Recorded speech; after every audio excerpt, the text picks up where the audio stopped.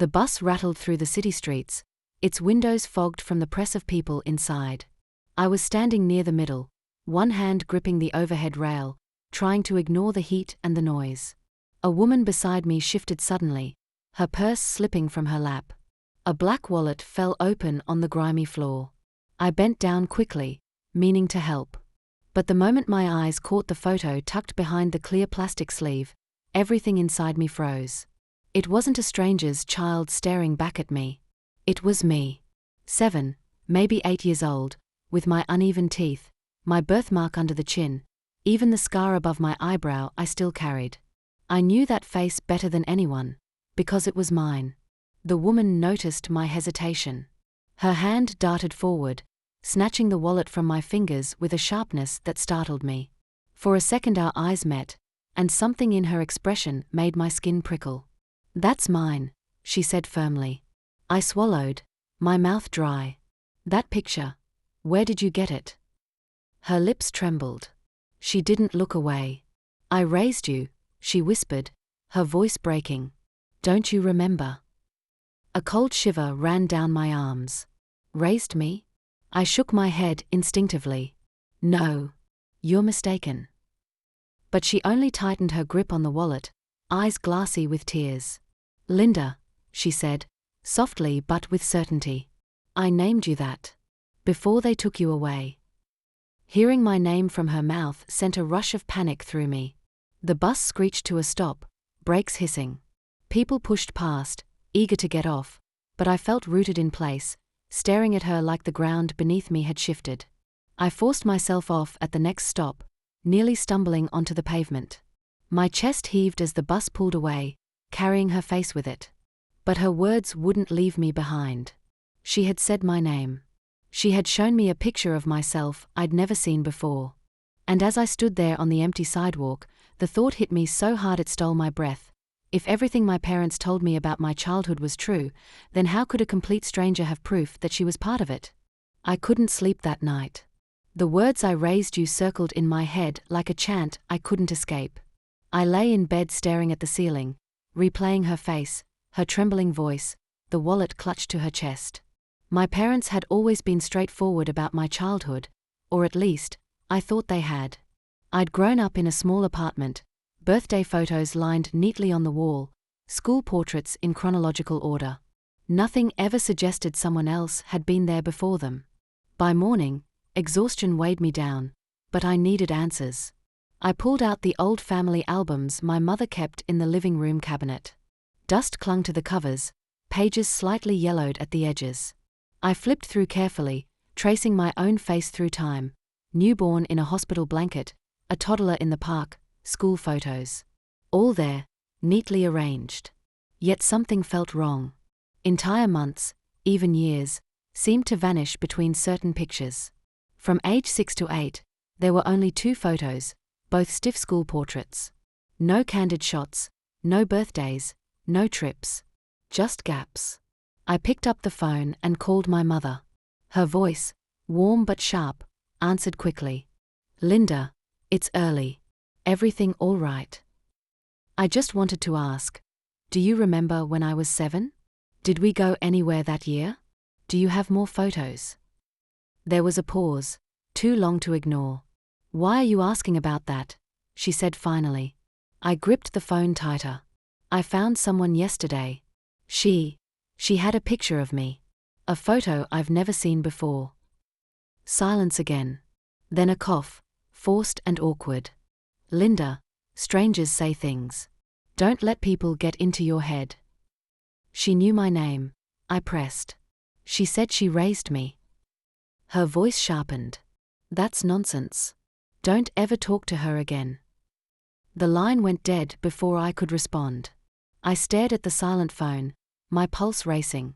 My mother had never hung up on me before. That evening, I walked the same bus route, heart hammering, hoping, dreading, that I might see the woman again. And I did. She was waiting near the stop, clutching the same purse, eyes scanning the crowd until they landed on me. "You came," she said softly, almost in relief. I should have turned and walked away, but I didn't. My legs carried me closer, against all reason. Tell me, I said, my voice shaking. Who are you really? Her hand trembled as she reached into her purse. She pulled out a folded paper, worn at the creases, and placed it in my palm. I opened it slowly. It was a faded document, official-looking, with my full name written clearly. But the signature at the bottom wasn't my parents'. It was hers. And under relation to child, one word stared back at me: guardian. The paper trembled in my hands as I read it again and again. Guardian. Her name inked clearly, dated years ago. My stomach tightened as if the ground beneath me had shifted. This isn't possible, I whispered, shoving the paper back at her. My parents never mentioned you. Not once. Her eyes filled with something between sorrow and desperation. Because they didn't want you to remember me. They took you, Linda. I fought, but I couldn't stop them. You were 7 the last time I held you. I stepped back, shaking my head. That doesn't make sense. Why would they do that?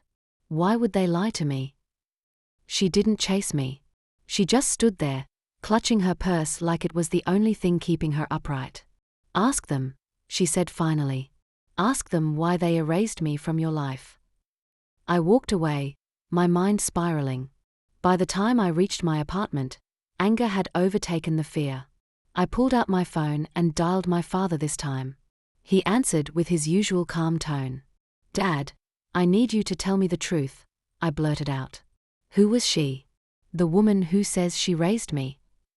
There was silence on the line, heavy and suffocating. Then he spoke, low and careful. Linda, we promised never to speak of her again. My chest tightened. Why? What did she do? She isn't who you think, he said. She was unstable. We took you because it was the only way to protect you. His words collided with hers in my mind, clashing like two sides of a broken mirror. One claimed to have raised me, the other claimed to have saved me.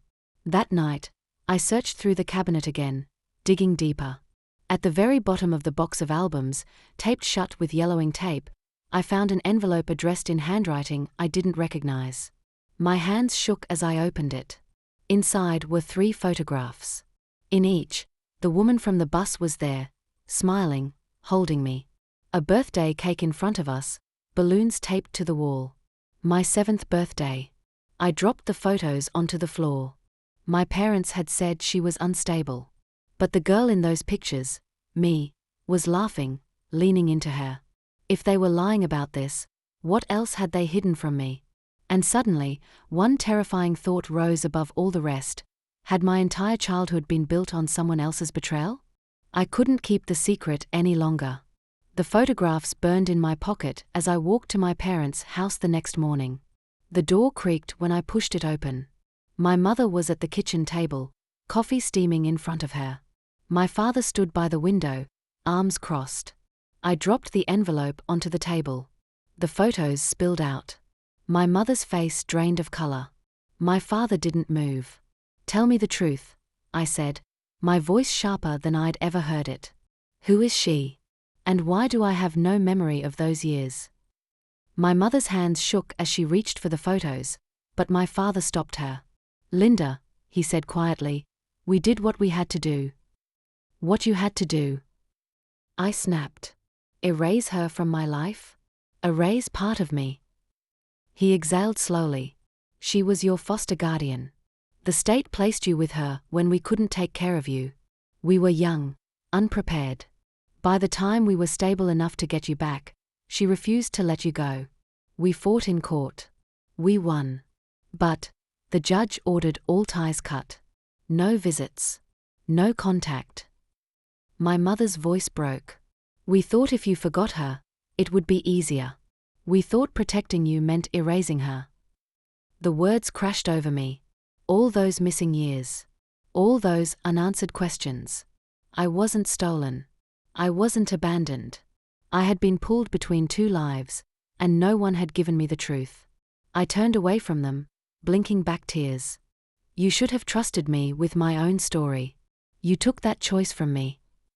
Neither of them tried to stop me as I walked out, the photos clutched in my hand. The sunlight hit my face when I stepped outside, sharp and blinding, but steady. That evening, I met the woman again. She was waiting on the same bus stop bench, as if she knew I'd come. When she saw the photos in my hand, she covered her mouth and sobbed. "I remember now," I said softly. "Not everything, but enough." She reached for me, but I pulled back gently. I can't go back to being 7. I can't undo what was done. But I won't live with lies anymore. Not from them. Not from you. Her eyes shone with tears, but she nodded, understanding more than words could hold. I walked away with my heart heavy but clear. For the first time in my life, I wasn't just someone's daughter, or someone's secret.